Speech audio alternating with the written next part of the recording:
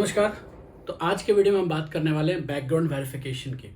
आपको पता है, अगर आप इंडस्ट्री ज्वाइन करने वाले हो या आप इंडस्ट्री में पहले से हो, तो आप कोई भी कंपनी ज्वाइन करते हो, चाहे वो आप एज ए फ्रेशर ज्वाइन करो, एज ए एक्सपीरियंस ज्वाइन करो, आपका बैकग्राउंड वेरिफिकेशन होता है। तो इस वीडियो में हम बात करेंगे कि बैकग्राउंड वेरिफिकेशन होता क्या है, नंबर 1। नंबर 2, हम जानेंगे कि किन किन चीज़ों का बैकग्राउंड वेरिफिकेशन किया जाता है। नंबर 3, हम ये समझने की कोशिश करें कि बैकग्राउंड वेरिफिकेशन के टाइम हमें किन बातों का ध्यान रखना चाहिए ताकि हमारा जो बैकग्राउंड वेरिफिकेशन है वो हमारा हमेशा पॉजिटिव आए। और चौथा पॉइंट हम ये जब समझने की कोशिश करें कि कंपनियां बैकग्राउंड वेरिफिकेशन करती क्यों है। तो चलिए वीडियो को स्टार्ट करते हैं और बात करते हैं सबसे पहले कि बैकग्राउंड वेरिफिकेशन होता क्या है। तो बैकग्राउंड वेरिफिकेशन क्या होता है कि आप जब भी as a fresher company join करते हो, एज ए एक्सपीरियंस जब कंपनी ज्वाइन करते हो, तो कंपनी क्या करती है, आपका एक बैकग्राउंड चेक करती है।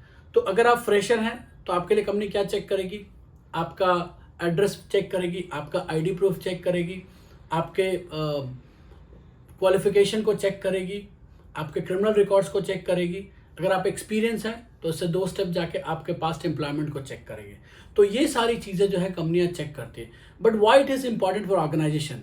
तो क्या होता है कि आज की डेट में जो इंडस्ट्री है वो वाइड हो गई है, people are moving from here to there, so it is very difficult to justify or know the people कौन सही है कौन गलत है। to identify the right people, it is very important to identify the authorized people, it is very important to go through the verification। इसलिए कंपनियां आज की डेट में वेरिफिकेशन करती है। कई लोग एम्प्लॉयमेंट के लिए झूठ बोलते हैं। अभी रिसेंट आपने देखा होगा कैपजेमिनी और कई कंपनियों के केसेस आए हैं जहां पर कई लोगों को टर्मिनेट किया, कई हजार लोगों को टर्मिनेट किए गए just because they had given the false information at the time of covid to join the organisation और may be to get the race. तो उनके कई लोगों के फॉल्स एम्प्लॉयमेंट का वर्क एक्सपीरियंस का सर्टिफिकेट था, कई लोगों का एजुकेशनल का सर्टिफिकेट फॉल्स था। बट एक्चुअली जब कोविड के बाद कंपनी ने बैकग्राउंड वेरिफिकेशन स्टार्ट किया, so it came to their knowledge that इतने सारे लोगों ने गलत तरीके से कंपनी को ज्वाइन कर रखी है और उन सबकी जॉब चली गई। इसलिए to validate the authenticity of a person it is important then company does a background verification. इसलिए सारी कंपनी आज की डेट में बैकग्राउंड वेरिफिकेशन करते हैं। चलिए अब आगे बात करते हैं बैकग्राउंड वेरिफिकेशन होता किन किन चीज़ों का है। तो बैकग्राउंड वेरिफिकेशन की 2 सेक्शन होते हैं, एक तो फ्रेशर होता है और एक्सपीरियंस होता है, जैसे कि मैंने अभी बात किया। तो सबसे पहले हम बात करते हैं फ्रेशर। तो एक बहुत इंपॉर्टेंट चीज़ है कि जब आपका बैकग्राउंड वेरिफिकेशन होता है तो आपको डरने की जरूरत नहीं है। मतलब आपको घबराना नहीं है कि बैकग्राउंड वेरिफिकेशन होता तो पता नहीं क्या होगा, नहीं होगा, कैसे करना है। तो चलिए इन चीज़ों को हम स्टेप बाय स्टेप बात करते हैं। सबसे पहले बैकग्राउंड वेरिफिकेशन में क्या होता है, इधर अगर आप कोई छोटी कंपनी ज्वाइन कर रहे हो तो कंपनी की HR टीम ही वेरिफिकेशन करती है। अगर आप किसी बड़ी कंपनी में जा रहे हो तो कहीं ना कहीं वो थर्ड पार्टी वेंडर्स होते हैं, अलग अलग वेंडर हैं जो उनके लिए बैकग्राउंड वेरिफिकेशन करते हैं। ऐसे बहुत सारे वेंडर है इंडिया में जो बैकग्राउंड वेरिफिकेशन करते हैं और थर्ड पार्टीज कंपनीज करती है। लाइक मैं जहां काम करता हूं, हमारे लिए हमने भी थर्ड पार्टी वेंडर ले रखा और उनके थ्रू हम वेरिफिकेशन करते हैं। तो फ्रेशर के केस में किन चीज़ों का वेरिफिकेशन होता है मैं आपको बता दूं। पहला तो आपका आईडी का वेरिफिकेशन होगा, उसमें आपका आधार कार्ड, पैन कार्ड या ड्राइवर लाइसेंस, इन 3 चीज़ों में से कोई एक चीज़ मांगी जाएगी। दूसरा आपका एड्रेस वेरिफिकेशन होगा। एड्रेस वेरिफिकेशन के लिए आपका आधार कार्ड मांगा जाएगा या ड्राइविंग लाइसेंस या वोटर आईडी कार्ड मांगा जाएगा। चौथा आपका आधार भी वैलिडेट होता है, कई कंपनी करती है कि आधार का भी वेरिफिकेशन करती है, तो वो आपका वेरिफिकेशन होगा। पांचवा आपका क्रिमिनल बैकग्राउंड चेक होगा। तो क्रिमिनल बैकग्राउंड चेक भी बहुत इंपॉर्टेंट है। इसमें आपको मैं बता दूं बहुत छोटी छोटी बारीकियां हैं जिसका ध्यान रखना पड़ता है। तो चलिए सबसे पहले बात करते हैं कौन सी बारीकियां। तो फॉर एग्जाम्पल, अगर आपका कोई चेक बाउंस का केस है, चेक फ्रॉड का केस है, अगर आप कभी ट्रैफिक पुलिस की ट्रैफिक सिग्नल के लिए आपने सिग्नल क्रॉस करा, उसके लिए अगर आपको कोर्ट जाना पड़ा है या किसी भी रीजन से वजह से अगर आपका कभी कोर्ट में कोई केस रजिस्टर हुआ, चाहे वो छोटा हो या बड़ा हो, it will be registered as a criminal offence. तो जब आपका वेरिफिकेशन आएगा तो आपके उसमें ये स्टेटस दिखेगा कि this person has the so and so case, दो इट हैज बीन रिजॉल्व, वो भी आएगा बट उसमें दिखेगा कि it has a so and so और इनका ये क्रिमिनल हिस्ट्री है।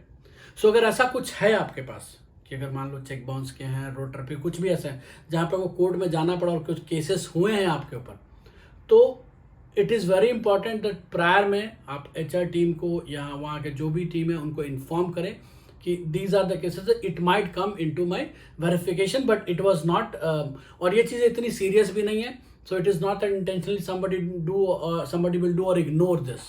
सो rather they find it, you tell them upfront कि कुछ ऐसा हुआ था। क्योंकि हमने अभी कई बार ऐसे केसेस देखे हैं कि आपने कोई ट्रैफिक रूल तोड़ा, आपने फाइन नहीं भरा, वो कोर्ट में चला गया, तो कोर्ट में गया तो केस बन गया, वहाँ पे आप फाइन भर के आप छूट के वापस आ गए। कई बार ऐसा होता है कि अनजाने में किसी को आपने चेक दिया, वो चेक बाउंस हो गया, तो आप पे केस बन गया, वो रिजॉल्व हो गया, पेमेंट कर दी, सब कुछ और सेटल हो गया, but still that case revolves. So make sure कि ये गलती आप ना करें। तो क्रिमिनल बैकग्राउंड चेक में ये चीज़ों का इंपॉर्टेंट होता है। अब बात करते हैं क्वालिफिकेशन की। सो अभी क्या होता है कि आपकी जब डिग्री आती है तो हम क्या करते हैं, जनरली जब हमारे पास बैकग्राउंड वेरिफिकेशन की फॉर्म आता है तो उसमें हम एक रैंडम, जनरली सबसे बड़ी गलती सब लोग यही करते हैं कि जो डिग्री की कंप्लीशन डेट है ना, आपके डिग्री सर्टिफिकेट की डेट आती है कि इस पर्टिकुलर डेट को, ये डेट, ये मंथ और ये ईयर में आपने डिग्री कंप्लीट की है। बट नॉर्मली हम क्या करते हैं कि चलो जुलाई में डिग्री मिली, चलो जुलाई की कोई भी डेट डाल दो, चलो अगस्त में डिग्री मिली, कोई अगस्त की कोई डेट डाल दो। तो ये गलतियां हम बहुत करते हैं। तो क्या होगा कि आप यहाँ पे एक डेट डालेंगे और जब यूनिवर्सिटी को आपका ये वेरिफिकेशन के लिए जाएगा यहाँ से डेट, तो वो मिसमैच होगा, और अगर वो मिसमैच होगा तो that will have negative impact on your background verification. So ये भी बहुत इंपॉर्टेंट है कि आप जब डिटेल्स फिल करें अपने एजुकेशन को लेके, तो डेट्स का बहुत ध्यान रखें, चाहे आपके उसमें बर्थ डेट है या फिर आपकी डिग्री की डेट है, आपके पासिंग की डेट है, उन चीज़ों का आपको बहुत ध्यान रखना पड़ेगा। तो ये सारी चीज़ें एज ए फ्रेशर आपको आएगी वेरिफिकेशन के लिए, बैकग्राउंड वेरिफिकेशन में। लेकिन अगर आप एक्सपीरियंस है तो ये सारी चीज़ें तो आएंगी, जिसमें आपका ID, address, Aadhaar card, sometime and then qualification तो आएगा ही। अब इसमें ऐड हो जाएगी आपका एम्प्लॉयमेंट। तो एम्प्लॉयमेंट वेरिफिकेशन में क्या होगा कि आपने जितने भी, कई कंपनियां पास 2 कंपनी का एम्प्लॉयमेंट करती है, कई कंपनियां पास 4 कंपनियों का वेरिफिकेशन करती है, कई कंपनियां आपके थ्रू आउट वर्क हिस्ट्री का वेरिफिकेशन करती है। तो आपको इन चीज़ों का बहुत ध्यान रखना है कि आप जिस भी कंपनी में जहाँ से भी निकलें, आप प्रॉपर तरीके से वहाँ से आए हैं, आपके पास रिलीविंग लेटर हो, आपके पास सारी डिटेल्स हो, उन सब चीज़ों का आपको बहुत खास ध्यान रखना है। और अगर आप किसी छोटी कंपनी में काम करते थे और किसी वजह से कंपनी बंद हो गई, आप छोड़ के दूसरी कंपनी में गई, तो उस कंपनी की इनकॉर्पोरेशन की डिटेल, वो सारी डिटेल जरूर अपने पास रखें, ताकि जब भी कभी ऐसा कोई सिचुएशन है तो you can convey the HR team कि ऐसा ऐसा, this was the situation with this company, so this has got shut down, so this details I have for that company, because वहाँ पे कॉन्टैक्ट करने के लिए कोई नहीं होगा। एक बड़ी चीज़ कि नोटिस पीरियड में नॉर्मली लोग क्या करते हैं कि दे एंजॉय, वो काम नहीं करते, इधर उधर घूमते रहते हैं, दे बिकम इररिस्पॉन्सिबल।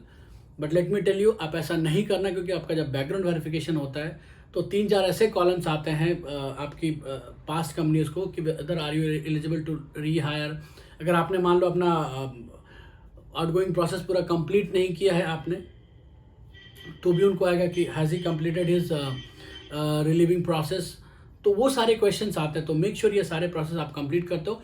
और एम्प्लॉयमेंट वेरिफिकेशन होता है, कई के समय UIN का वेरिफिकेशन भी होता है। तो आपका, अगर आप किसी पास कंपनी में, तो आपका PF अकाउंट है, उसको भी वेरीफाई करते हैं वेदर इट रियली वो वर्किंग और यू आर नॉट वर्किंग। सो जो भी जेन्युइन डिटेल है, यू फिल इन दैट और यू गेट दी वेरिफिकेशन।